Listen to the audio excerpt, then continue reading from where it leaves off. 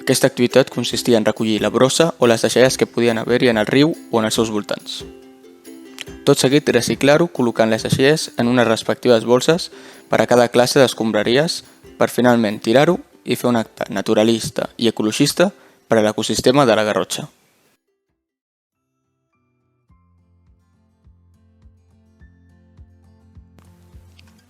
La ruta de recol·lecta comença a les fonts de Sant Roc, on ja van trobar deixalles importants o vidres trencats. El primer objectiu era arribar a la intersecció que hi ha al bicicarril, on hi ha una petita font provenent del riu Fluvià. Aquí us deixo unes fotografies i vídeos del camí fins a aquella zona.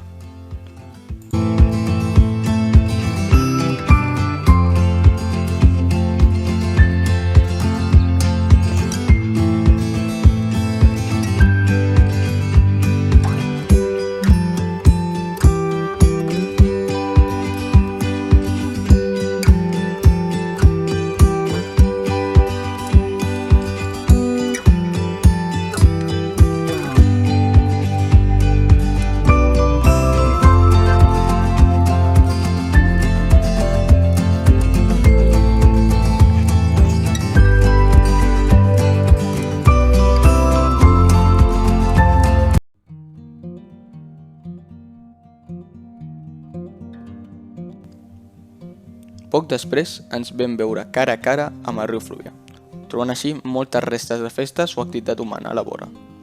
Però el que més impressionava era l'acumulació de brossa que hi havia en un dels costats del riu, provocant que haguem de travessar el riu per recollir-les, acumulant així quasi el doble de deixalles que les transportades anteriorment.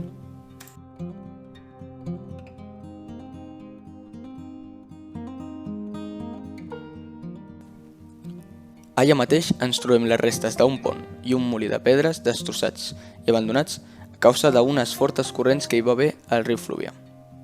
Ara, aquestes estructures estan abandonades i la vegetació ha envaït gran part de la seva superfície.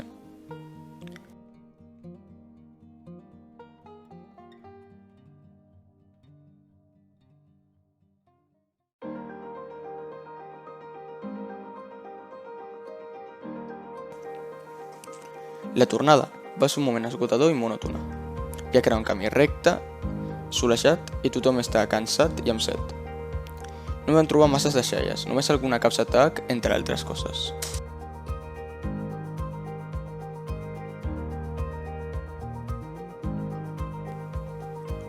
A l'arribar a les fonts de Sant Roc vam beure aigua i ens vam refrescar, tot a punt per fer les fotografies finals i el recompte de la brossa. Després vam col·locar totes les deixalles en bosses d'escombraries i les vam llançar al contenidor que hi ha al costat de l'escola.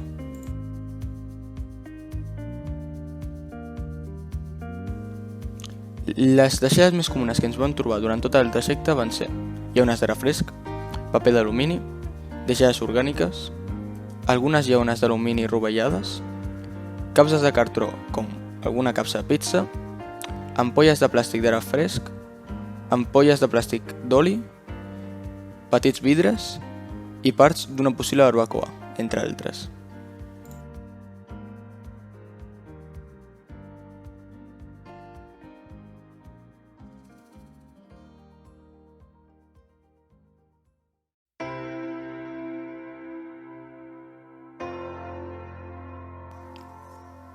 L'observació més important que vam veure va ser la poca quantitat de brossa que hi havia aquell dia en comparació a altres anys.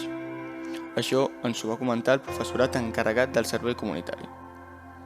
Això deu ser possible ja que segurament altres escoles van participar en la mateixa activitat setmanes enrere, o pot ser que alguns voluntaris emparellats amb l'Ajuntament s'encarreguessin de netejar la brossa d'algunes localitzacions com aquestes.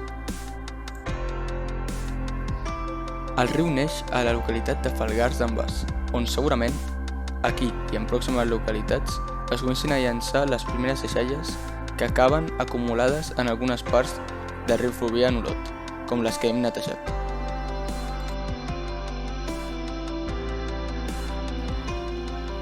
Conclusions finals.